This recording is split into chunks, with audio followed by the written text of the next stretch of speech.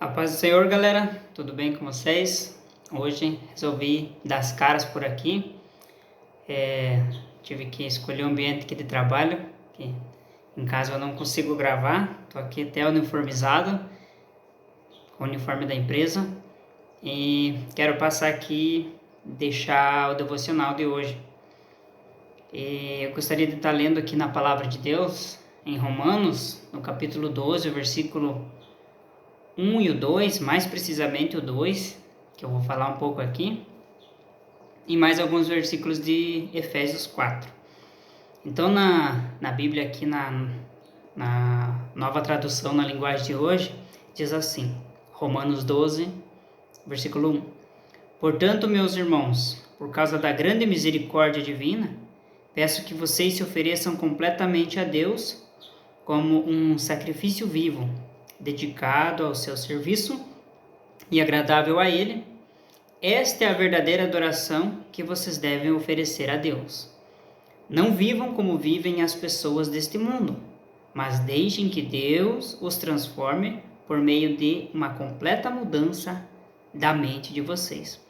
Assim vocês conhecerão a vontade de Deus, isto é, aquilo que é bom, perfeito e agradável a Ele.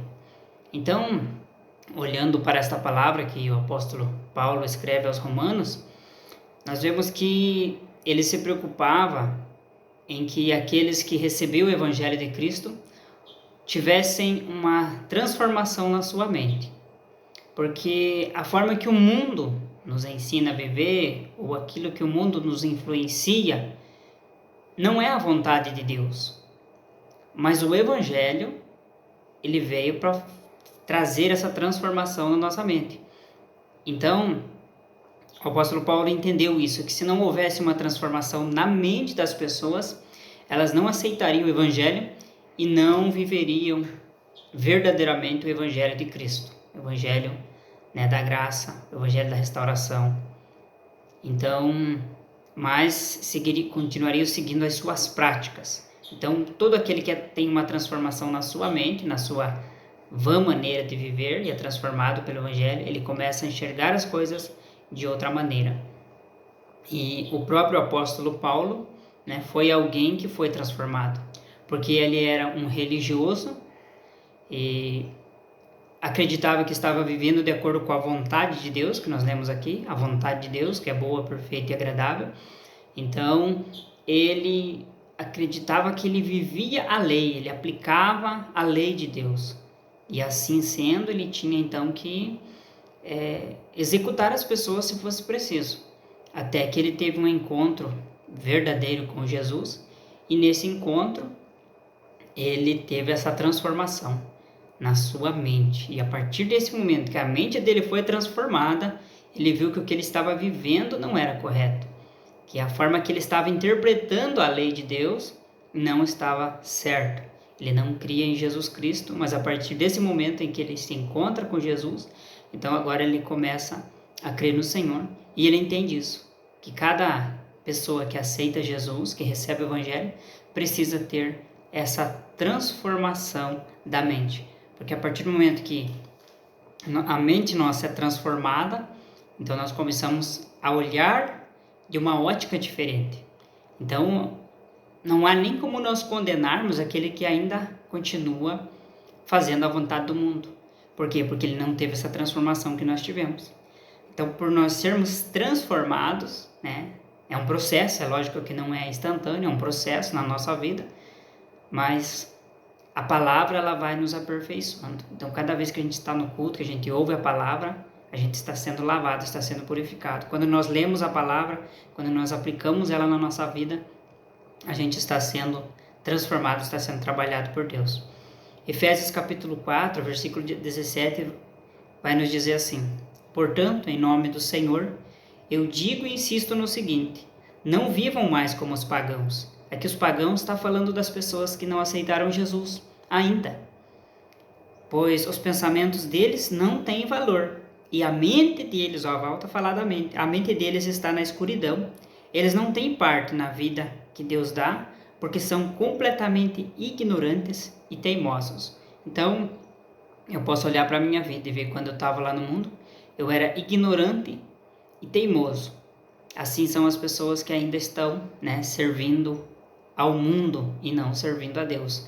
Muitas vezes ignorante, porque não tem o conhecimento, e teimoso, porque das muitas vezes que ouve acerca de Jesus, acerca do Evangelho, sempre tem uma resposta para dar, mas não aceita ser transformado, ser mudado. Acha que talvez não vai mais ser livre, um pensamento errado.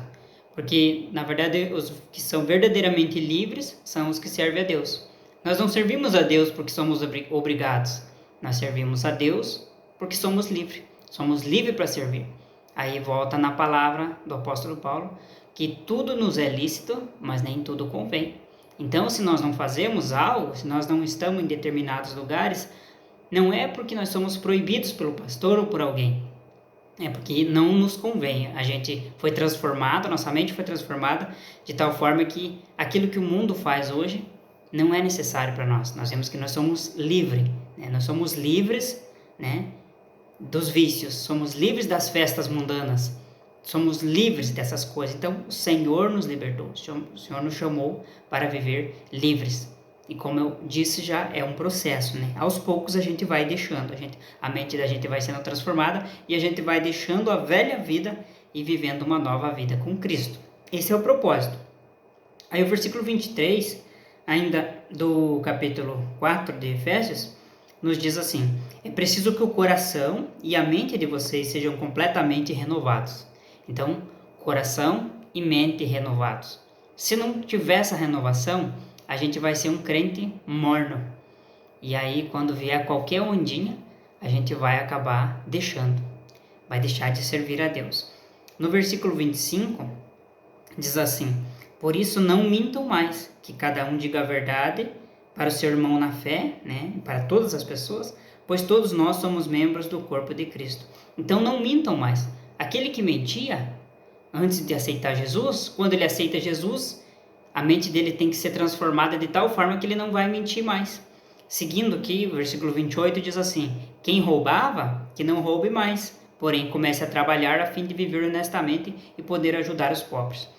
E o versículo 29 ainda nos diz: não digam palavras que fazem mal aos outros, mas usem apenas palavras boas que ajudam os outros a crescer na fé e a conseguir o que necessitam, para que as coisas que vocês dizem façam bem aos que ouvem.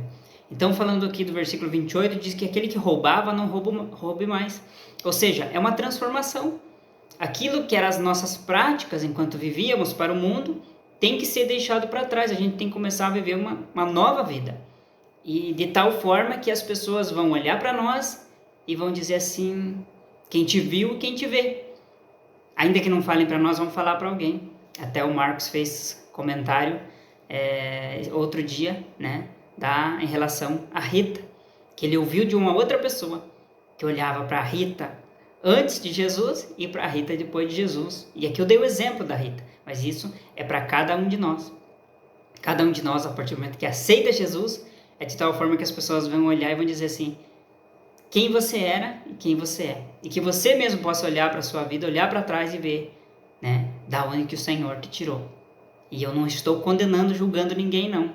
Isso é uma graça maravilhosa, a gente poder olhar para a nossa vida e ver que a gente está livre de tudo aquilo que nos aprisionava. Por quê? Porque a gente está nesse processo de transformação. A nossa mente precisa ser transformada para que a gente deixe as velhas práticas e comece a viver de acordo com os parâmetros de Deus, das coisas boas, daquilo que Deus quer para a nossa vida, fazendo bem a todas as pessoas. E o versículo 29 diz assim: não digam palavras que fazem mal aos outros, até o nosso vocabulário. Então tudo na nossa vida precisa ser mudado a partir do momento que a gente aceita Jesus. É lógico, não é um processo instantâneo, é aos poucos. Mas aquelas pessoas que falam palavrões, elas têm que ir deixando. Talvez é um hábito. E eu já vi isso em muitos lares, né, muitas casas, que é natural falar palavrão, né, falar nomes feios, nome aí do diabo, chamá-lo, e os demais nomes atribuídos a ele. Quando alguma coisa não dá certo, já solta ali o nome dele, ou de alguns, né, dos nomes dele ali. Isso é natural, é comum para muitas pessoas. E crianças, né, que vêm nesses lares acabam pegando esses hábitos. Mas esses hábitos têm que ser deixados quando a pessoa aceita Jesus. Então, há uma necessidade. Aquele que vive falando palavrão também tem que deixar. Aí tem que começar uma transformação na nossa mente, no nosso modo de pensar, no nosso modo de agir, e a gente vai se policiando e vai mudando aos poucos. Porque a velha vida já não faz parte mais, né, daquele que vive para Cristo. Então que a gente possa cada dia estar mais firme na presença de Deus e aceitar essa renovação da nossa mente, nos deixar ser transformado por Cristo. O apóstolo Paulo também vai dizer que nós temos a mente de Cristo. E diante de qualquer situação, a gente possa, nem sempre dá tempo, né? Às vezes a gente já quer agir no impulso, mas se a gente perguntasse das mais inúmeras situações, decisões que a gente tem que enfrentar todo dia, né? Do que naquilo que a gente tem que decidir, se a gente parasse e pensasse assim, o que Jesus faria? O que Jesus diria se fosse ele no meu lugar? E se a gente conseguisse fazer isso e a gente realmente olhasse para o Evangelho, para quem é Cristo, com certeza os nossos relacionamentos eles seriam bem melhores, porque a gente não iria agir de nós mesmos, da nossa carne, mas agir de forma espiritual. E assim, com certeza, né, os nossos relacionamentos eles seriam bem melhores. Que a gente possa melhorar a cada dia, aplicar a palavra de Deus na nossa vida, como disse lá na carta de Tiago, está escrito, né, que a gente não seja apenas ouvintes da palavra, mas também seja praticante dela. Então que a gente possa aplicar a cada dia e que o Senhor nos abençoe. Um abraço aí a cada um. Deus abençoe a todos em nome de Jesus.